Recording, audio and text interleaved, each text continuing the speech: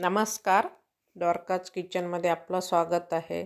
चला तर पुन्हा आज आपण नवीन रेसिपी घेऊन आलो आहोत।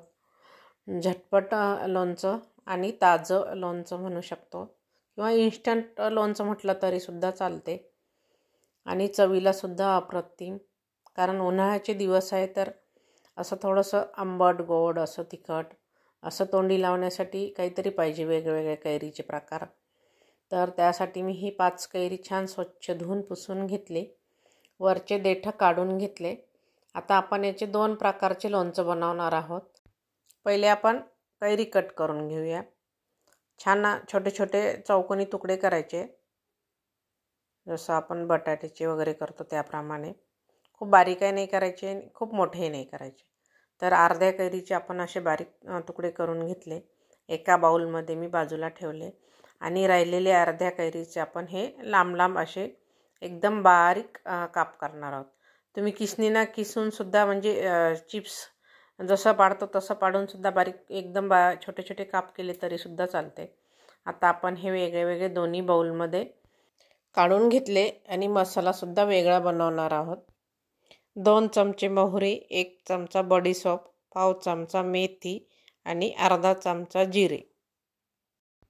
मंद गॅसवरती छान मिनिटभर खमंग भाजून घ्यायचे, थंड होऊ द्यायचं। त्यानंतर मिक्सरमधून आपल्याला हे थोडंसं जाडसरच काढायचं आहे।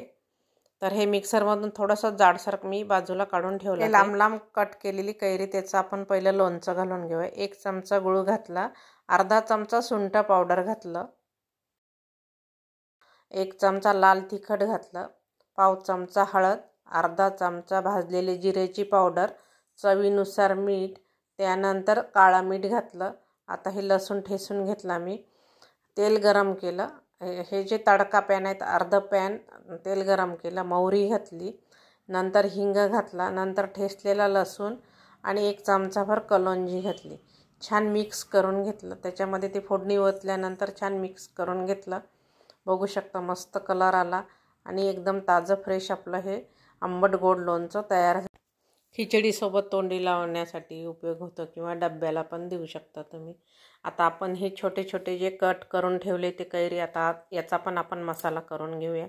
याच्यामध्ये मी 20-25 अख्ख्या लसणाच्या पाकळ्या घातल्या, पाव चमचा हळद, 1 चमचा लाल तिखट आणि आपण जे भरड काढली होती मिक्सरमधून ती 3 चमचे मी भरड घातली आणि छान मिक्स करून घेतलं। त्यानंतर चवीनुसार मीठ घातलं आणि अर्धा हे जे तडका पॅन आहे तर अर्धा पॅनपेक्षा कमी मी तेल घेतलं, मोहरी घातली, थोडासा हिंग आणि आता हे छान तेल गरम करून मोहरी छान तडतडली की मग याच्यामध्ये ही फोडणी ओतून घेतली आणि छान मिक्स करून घेतलं। हे सुद्धा लोणचं अप्रतिम झालं।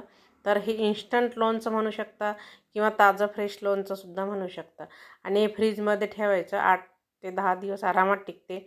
थोडंसं दमट वातावरण आहे गरमीचं, तर वरती ठेवल्यामुळे एखाद्या वेळेस खराब पण होऊ शकतं आणि सारखं रोज त्याला थोडंसं खालीवर करत राहायचं, म्हणजे ते पाणी सुटते त्याला, त्याच्यामुळे सारखं खालीवर केल्यामुळे व्यवस्थित लोणचं राहतं। तर हे दोन्ही पण लोणचे आपले अप्रतिम झाले। तुम्ही नक्की या पद्धतीने करून बघा, वरण भातासोबत आपल्याला तोंडी लावण्यासाठी किंवा खिचडीसोबत। तुम्ही सुद्धा या पद्धतीने नक्की करून बघा। प्लीज लाईक करा, शेअर करा। ज्यांनी सबस्क्राईब केलं नाही त्यांनी सबस्क्राईब करा। धन्यवाद।